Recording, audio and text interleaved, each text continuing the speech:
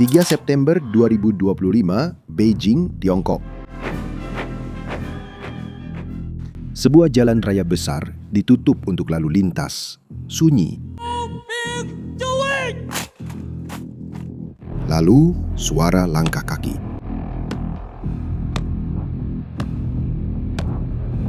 Ribuan langkah, semuanya dalam irama yang sama.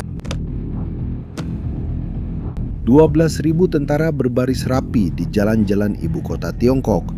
Di belakang mereka, rudal-rudal besar yang dipasang di truk militer melintas perlahan agar semua orang bisa melihatnya dengan jelas. Di atas sana, di sebuah balkon bersejarah, 3 pria menyaksikan semua itu. Xi Jinping, pemimpin Tiongkok, Vladimir Putin, presiden Rusia, dan Kim Jong-un, diktator Korea Utara, bersama-sama berdiri berdampingan.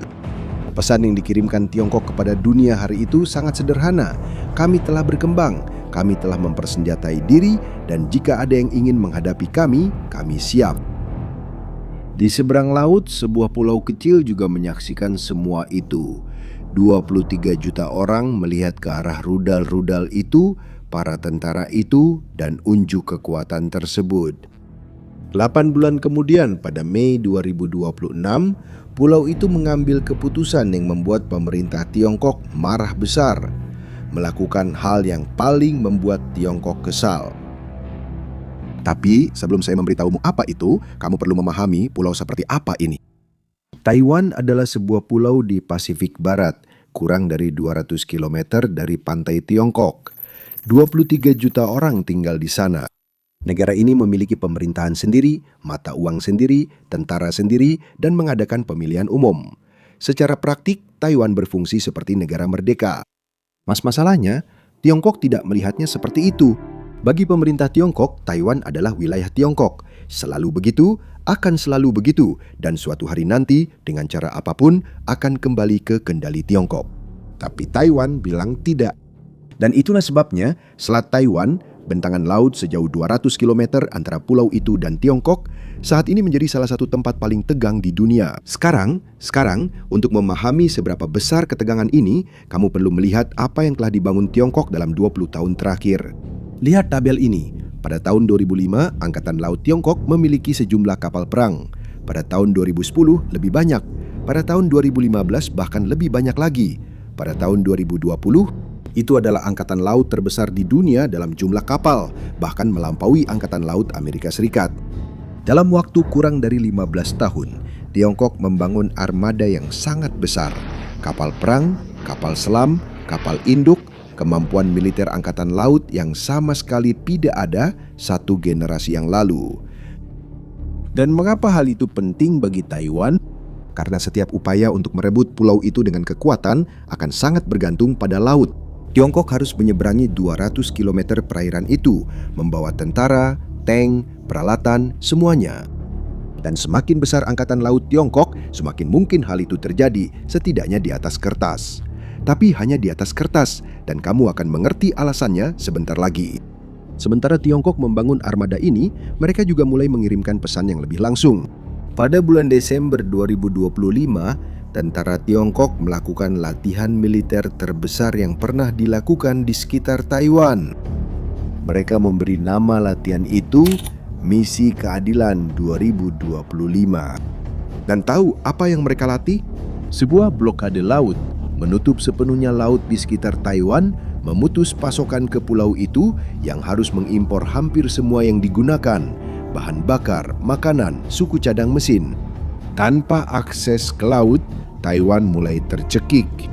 Dalam latihan tersebut, Tiongkok mengirim 130 pesawat, 14 kapal perang, dan beberapa kapal penjaga pantai lainnya. Mereka menutup jalur udara, mensimulasikan blokade pelabuhan. Itu adalah unjuk kekuatan terbesar di sekitar Taiwan sejak 2022. Dan setelah latihan tersebut, pemerintah Tiongkok merilis poster resmi. Poster itu memperlihatkan sebuah lengan keluar dari peta Tiongkok memegang rantai yang melilit Taiwan. Namanya Rantai Keadilan. Pesannya jelas, Taiwan melihat semua ini. Kapal-kapal, pesawat-pesawat, poster, latihan militer, lalu melakukan hal yang paling membuat pemerintah Tiongkok marah. Pada tanggal 8 Mei 2026, para politisi Taiwan melakukan pemungutan suara dan menyetujui pembelian senjata Amerika senilai 25 miliar dolar. Untuk memberi gambaran tentang besarnya angka itu seperti jika Brasil memutuskan dalam satu waktu membeli senjata yang cukup untuk melengkapi seluruh pasukan tentaranya. 25 miliar dolar senjata yang dibeli dari Amerika Serikat secara khusus ditujukan untuk mempersulit setiap upaya invasi dari Tiongkok.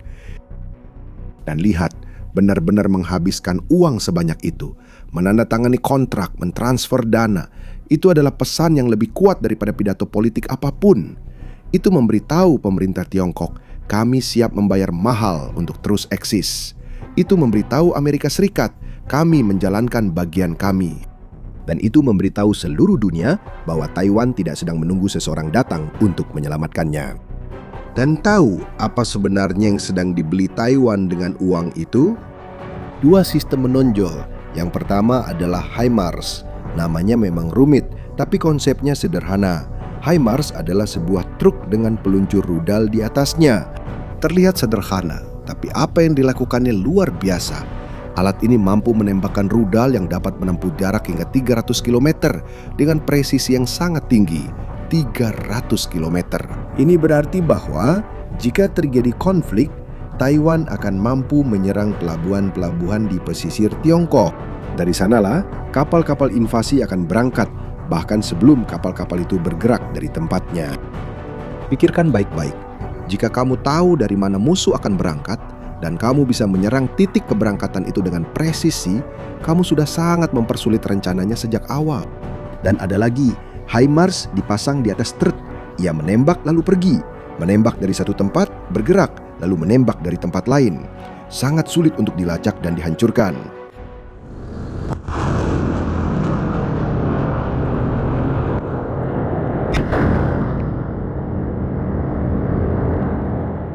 Taiwan sedang membeli lebih dari 80 sistem seperti ini. Dengan itu, mereka akan memiliki lebih dari 100 secara total. Konsentrasi kekuatan tembak yang tidak bisa diabaikan oleh perencana militer Tiongkok manapun. Sistem kedua adalah Javelin.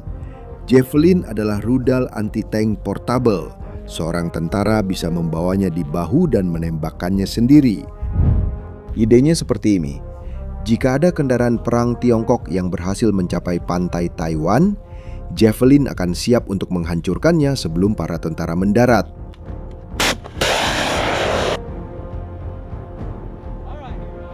Ini adalah senjata yang murah, efektif, dan sudah terbukti nilainya dalam perang lain yang baru-baru ini terjadi. Di Ukraina, Javelin telah menghancurkan ratusan tank Rusia, sebuah senjata yang bisa dioperasikan oleh prajurit biasa untuk menghancurkan mesin-mesin yang bernilai jutaan dolar.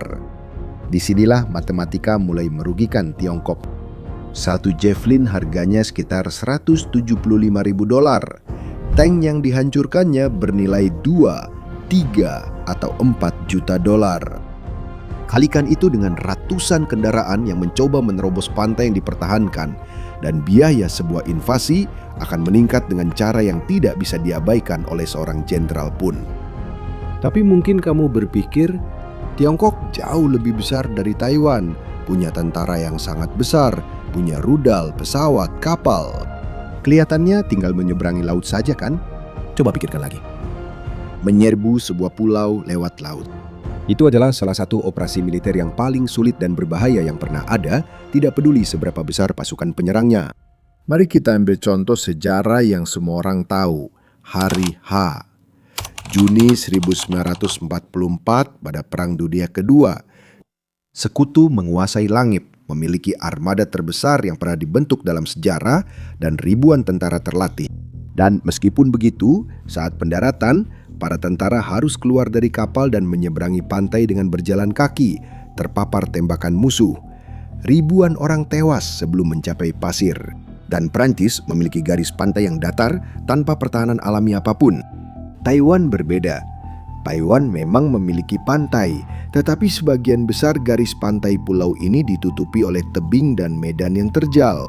Hanya ada sangat sedikit tempat di mana secara fisik memungkinkan untuk mendaratkan tentara melalui laut, dan militer Taiwan tahu persis di mana saja tempat-tempat itu. Tempat-tempat tersebut dijaga dengan sangat ketat. Selain itu, menyeberangi lebih dari 150 km laut terbuka dengan kapal-kapal yang penuh dengan tentara dan peralatan adalah sasaran besar yang mudah terlihat, lambat, dan rentan. Dengan HIMARS, Taiwan dapat menghantam kapal-kapal itu jauh sebelum mereka mencapai pantai. Dan Javelin akan menunggu apapun yang pada akhirnya berhasil sampai ke daratan. Ini tidak berarti bahwa Tiongkok tidak bisa mencoba. Ini berarti biayanya akan sangat tinggi, jauh lebih tinggi daripada yang bersedia diterima oleh jenderal manapun. Dan Tiongkok tahu itu. Sampai-sampai di lapangan pelatihan tentara Tiongkok ada replika fisik dari HIMARS milik Taiwan. Dibangun agar pilot dan drone Tiongkok bisa berlatih bagaimana menemukan dan menghancurkan peluncur-peluncur itu sebelum mereka menembak. Ini menunjukkan bahwa Tiongkok diam-diam mengakui bahwa sistem-sistem ini mengubah aturan main. Tapi ada alasan lain yang lebih mendalam mengapa Tiongkok tidak bisa begitu saja menghancurkan Taiwan. Taiwan memproduksi lebih dari 90% chip elektronik paling canggih di dunia. Chip-chip ini ada di dalam hampir semua hal. Ponsel yang kamu gunakan, mobil keluargamu, pesawat, rumah sakit, sistem militer, semuanya. Jika Taiwan berhenti memproduksi chip-chip ini, seluruh dunia akan merasakannya, dan Tiongkok akan menjadi salah satu yang pertama merasakannya. Seperti yang bisa kamu lihat, Tiongkok menginginkan Taiwan. Tapi Tiongkok butuh Taiwan tetap berfungsi. Membombardir pulau itu sampai menyerah justru akan menghancurkan hal yang paling ingin dikendalikan oleh pemerintah Tiongkok. Ini adalah jebakan yang tidak punya jalan keluar mudah dan menjadi satu faktor lagi yang memberatkan keputusan untuk berperang. Sekarang, inilah detail paling mengejutkan dari seluruh cerita ini. Sebelum saya memberitahumu, coba tebak, siapa menurutmu yang menyetujui 25 miliar dolar senjata Amerika ini?